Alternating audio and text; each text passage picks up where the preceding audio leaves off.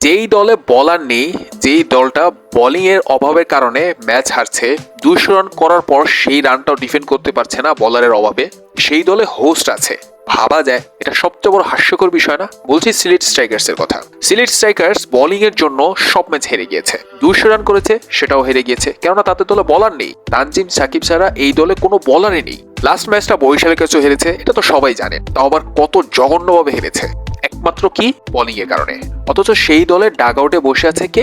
Host Smita Chowdhury. তার পিছনে টাকা ব্যয় করেছে সিলেট। ভাবা যায় এর চেয়ে ভালো স্মিতা চৌধুরীর পিছনে টাকা ব্যয় না করে ভালো একটা প্লেয়ারের পিছনে টাকা ব্যয় করতেন, স্মিতা চৌধুরীর পিছনে না ছুটে ভালো একটা প্লেয়ারের পিছনে ছুটতেন। দিন শেষে লাভটা কার হতো? আপনাদেরই হতো। দিন শেষে খুশি কারা হতো? সিলেট স্ট্রাইকার্স এর ভক্তরাই হতো। নিজেদের ঘরের মাঠে খেলছে, নিজেদের ভক্তদের সামনে খেলছে, অথচ নিজেদের ভক্তদের কষ্ট দিচ্ছে। ভক্তরা কি স্মিতা চৌধুরীকে দেখতে এসেছে? স্মিতা চৌধুরী পা ধুয়ে পানি খেতে এসেছে ভক্তরা, নাকি ভক্তরা মাঠের খেলা দেখতে এসেছে? ভক্তরা তো মাঠের খেলা দেখতে এসেছে, ভক্তরা জয় পেতে এসেছে, ভক্তরা জয় পেয়ে উল্লাস করতে এসেছে। কেননা বাংলাদেশি ভক্তদের ইন্টারেস্টটা মাঠের ক্রিকেটে, মাঠের বাইরে তাদের কোনো ইন্টারেস্ট নেই। এই স্মিতা চৌধুরী বা ইয়াসা সাগার, এই হোস্ট, এগুলোতে কোনো ইন্টারেস্ট নাই বাংলাদেশি ভক্তদের। আমার এই কথার সাথে কে কে একমত? আমার মতো নর্মাল মানুষের মাথায় যদি এই কথাটা ঢুকতে পারে বা আমি বুঝতে পারি, আপনারা এত বড় পজিশনে বসেও কি এটা বুঝতে পারেন নাই?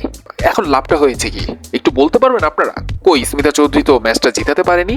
ভ্যালু বাড়ানোর জন্য স্মিতা চৌধুরীকে এনেছেন, দিন শেষে তো ম্যাচ হেরে ভ্যালুটা কমেই গিয়েছে। তো এখন আপনাদের সামনে লাস্ট একটাই অপশন আছে, স্মিতা চৌধুরীকে মাঠে নামিয়ে দিন। হয়তো বা এতে লাভ হলেও হতে পারে। স্মিতা চৌধুরীর রূপ দেখে প্রতিপক্ষ ফিদা হয়ে যাবে, প্রতিপক্ষ পাগল হয়ে যাবে, পাগল হয়ে উইকেট দিয়ে আসবে, বাস আপনারা ম্যাচ জিতে যাবেন। এছাড়া আর কোনো তো অপশন দেখছি না আপনাদের।